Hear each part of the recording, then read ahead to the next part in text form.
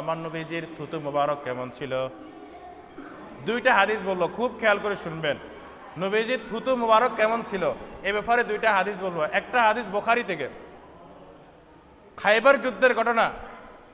নবীজি সাল্লাল্লাহু আলাইহি ওয়াসাল্লাম বলেন, আগামীকাল আমি এমন একজন ব্যক্তির হাতে যুদ্ধের ঝান্ডা তুলে দিব যার হাতে খাইবার বিজয় হবে।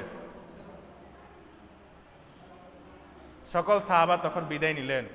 সবার মধ্যে আকাঙ্ক্ষা, নবীজি কাকে খাইবারে ঝান্ডা দিবেন। সবার হাতে ভাবতেছে নবীজি মনে হয় আমাকে দিবেন, খুব আগ্রহ। সকাল হতে না হতে সবাই নবীজির সামনে উপস্থিত, খুব আগ্রহ নিয়ে আসছেন, নবীজি মনে হয় আমাকে ঝান্ডাটা দিবেন। নবীজি সবাইকে দেখলেন, দেখার পরে বললেন, আইনা আলী ইবনে আবি তালেব, হযরতে আলী ইবনে আবি তালেব কই। নবীজি তালাশ করে, হযরতে আলী ইবনে আবি তালেব কোথায়। সাহাবায়ে কেরাম উত্তর দিলেন, নবীজি তার তো দুই চোখে অসুখ হয়েছে, এজন্য তিনি আসতে পারেন না। এবার নবীজি বলেন, যাও তোমরা গিয়ে হযরত আলীকে নিয়ে আসো। ফারসালু ইলাইহি, তারা একজনকে প্রেরণ করলো, হযরত আলীকে নিয়ে আসলো। আসার পরে ফাবাসাকা রাসূলুল্লাহ সাল্লাল্লাহু আলাইহি সাল্লাম আল আইনাইন, হুজুর সাল্লাল্লাহু আলাইহি সাল্লাম আলী রাদিয়াল্লাহু আনহু দুই চোখের মধ্যে সামান্য করে থুতু লাগিয়ে দিলেন। আলী আসছেন, নবীজি একটু থুতু লাগাইলেন।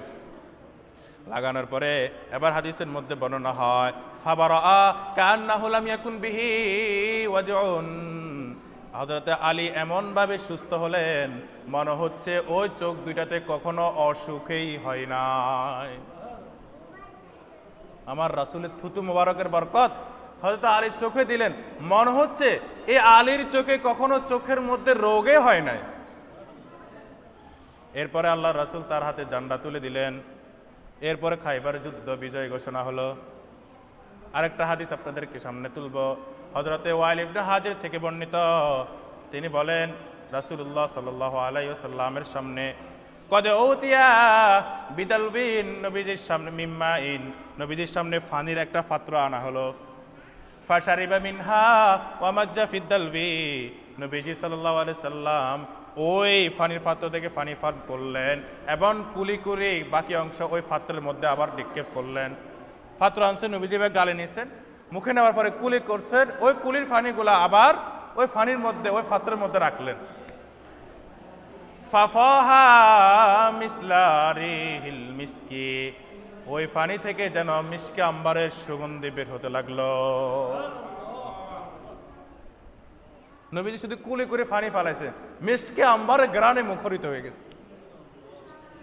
14 নম্বর, নবীজির ফু মোবারক। নবীজি ফু দিতেন, ফু কেমন ছিল।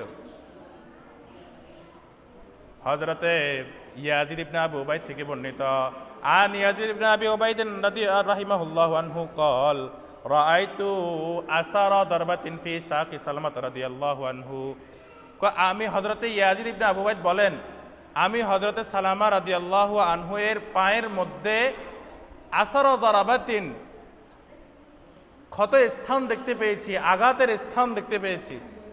আমি হযরতে সালামা রাদিয়াল্লাহু আনহুর গোড়ার মধ্যে আঘাতপ্রাপ্ত চিহ্ন দেখতে পেয়েছি।